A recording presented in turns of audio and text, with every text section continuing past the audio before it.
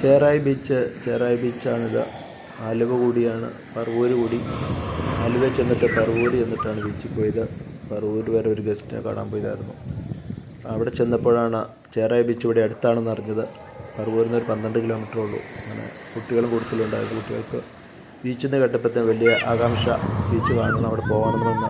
കുട്ടികൾ ആദ്യമായിട്ടാണ് ബീച്ച് കാണുന്നത്. അപ്പോൾ കുട്ടികളെയും കൊണ്ട് ബീച്ചിൽ ചെന്നപ്പോൾ കുട്ടികൾക്ക് ഇറങ്ങാനൊക്കെ ആദ്യമായി ഭയമായിരുന്നു. പക്ഷേ ബീച്ചിലേക്ക് ഇറങ്ങി കഴിഞ്ഞപ്പോൾ തിരമാല വരുന്നപ്പോഴത്തേക്കും വലിയ ആകാംക്ഷ. വെള്ളത്തിൽ തിരമാലയിടയിലേക്ക് ഇറങ്ങാൻ തുടങ്ങി. കുട്ടികൾ ഇറങ്ങാൻ തുടങ്ങി. അവർക്ക് തിരമാല കാഞ്ഞിട്ട് വരുമ്പോഴത്തേനും അവർ ഓടിക്കയറി കരയിൽ കയറും.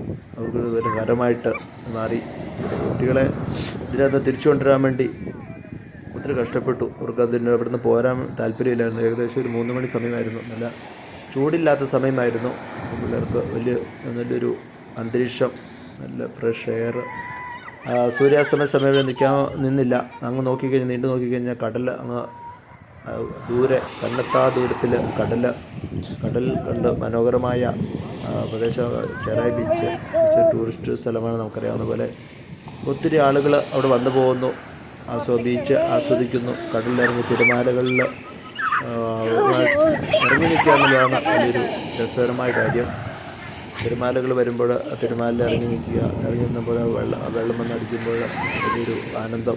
നല്ല രസകരമായ ഒരു ബീച്ചാണ് ചേറായി ബീച്ച്. എല്ലാവർക്കും പോയി കണ്ട് ആസ്വദിക്കാൻ പറ്റിയ ഒരു നല്ലൊരു സ്ഥലമാണ് ഇത്. ഞാൻ പോയത് പറവൂരടുത്താണ്. പറവൂരടുത്ത് മനോഹരമായി ഇരിക്കുന്നു. ഒരു തിരമാല എപ്പോഴും ഇങ്ങനെ അന്വേഷിച്ച് വന്നുകൊണ്ടിരിക്കുകയാണ്.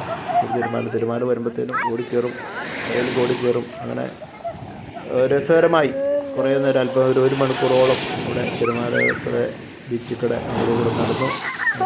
രസകരമായി ആസ്വദിച്ചു. കുട്ടികൾക്കെല്ലാം ഇഷ്ടപ്പെട്ടു. കുട്ടികളെല്ലാം അവരുടെ ഡ്രസ്സെല്ലാം